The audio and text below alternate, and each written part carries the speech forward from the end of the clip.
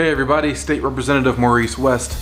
I hope that you had an eventful, productive week and that you and yours are in good health.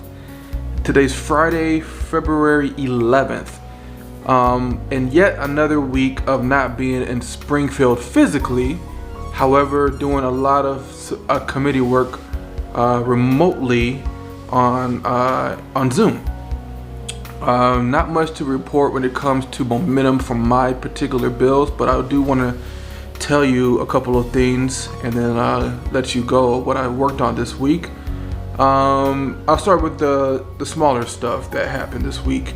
There's a couple bills. I'm going to have a lot to share with you next week. We are going back to Springfield next week. Matter of fact, I'm leaving Monday night for an early Tuesday morning meeting. Won't come back until Friday evening. I'll miss my family, but it's time for us to get to work. And so I'll go back to the day by day. If you remember, I did a recording each day to let you know how things were going. So this week I spent a lot of time talking with advocates on some of my bills that they had concerns about so that I can make them a better bill. I was able to do that with House Bill 4201, the Benefits Navigator bill, which I will pass next week and will give you more information about that.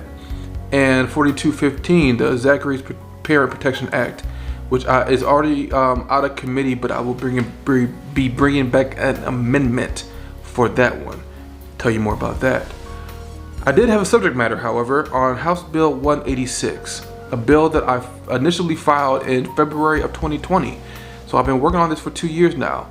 I had a subject matter that myself and my Chief of Staff, Jeremy Ennis, were able to present. And essentially, when it comes to House Bill 186, it's a credit. It's creating a tax credit against tax payments for employers of 250 or less, so small business owners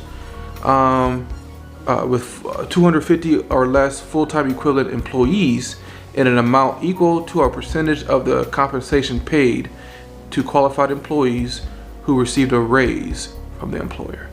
I initially brought this I filed this to work alongside with the minimum wage increase. I talked about it in my 2020 campaign speeches, but I'm still working on this. Essentially, as minimum wage goes up, there's still people who work in the company that might be right here at, let's say, 12, right? But as minimum wage gets to where it's at, it creates a tax credit for employers so that they can help those who are already in the program or in the company to get an increase as well. So instead of it doing this and then these people becoming discouraged and leave for another job, it does this so that they can get an increase while the minimum wage increases along with it. I brought this because in light of the fact that we are a hop, skip, and a jump away from Wisconsin. After talks with many small business owners, a lot of them mentioned, whether it was an empty threat or not, that they have the option to transfer move their business to Wisconsin, yet still live in Rockford with their family along with their employees. They can just drive another 15 minutes. I don't want that to happen. And so that's what this bill is about. I'm hoping that it can be put together in a tax incentive omnibus bill, which means a whole bunch of different bills put into one big bill.